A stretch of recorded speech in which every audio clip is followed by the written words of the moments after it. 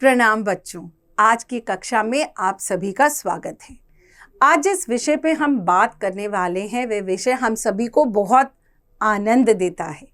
कहानियाँ सुनना सबको बहुत पसंद है और बच्चों जब कभी हमसे कोई छोटी मोटी गलती हो जाती है और हम उसका भार अपने ऊपर नहीं लेना चाहते तो हम कहानियाँ बुनना शुरू कर देते हैं। वो तो हमारी माताएं और हमारी अध्यापिकाएं इतनी चतुर होती हैं कि तुरंत समझ जाती हैं कि बेटा कहानी मत सुनाओ। तो कहानी लिखने के लिए, कहानी बनाने के लिए जो कलाकार की आवश्यकता है वो हमारे अंदर बैठा है। हमें सिर्फ समझना है कि कहानी कैसे लिखते हैं।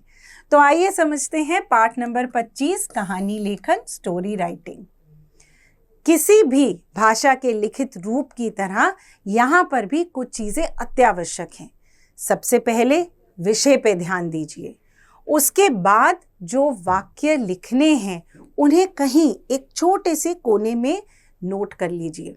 उससे क्या होगा, जब आप कहानी लिख रहे हैं तो आपको पहले से ही मालूम होगा कि मुझे ये तार जोड़ने हैं।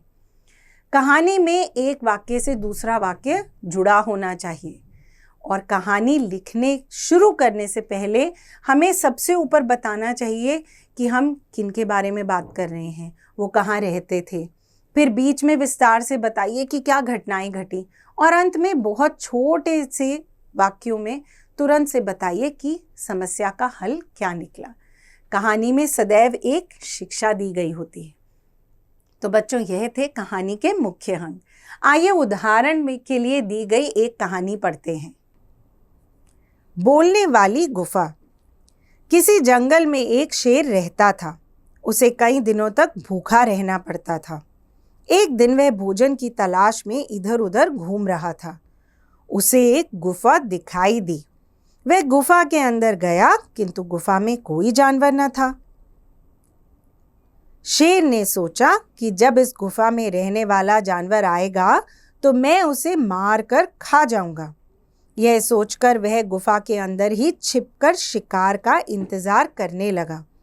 वह गुफा एक लोमड़ी की थी। शाम के समय जब लोमड़ी वापस आई तो उसने गुफा की ओर शेर के पैरों के निशान देखे। वह सब कुछ समझ गई। कुछ देर सोचकर लोमड़ी ने गुफा को पुकारा, गुफा, ओ गुफा।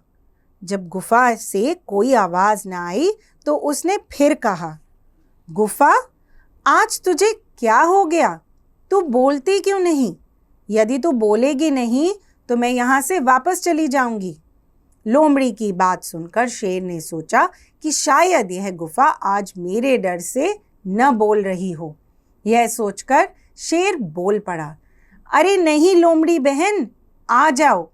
शेर की आवाज़ सुनकर उसने कहा, अरे महाराज, आप इतना भी नहीं समझते कि कहीं गुफा भी बोलती है।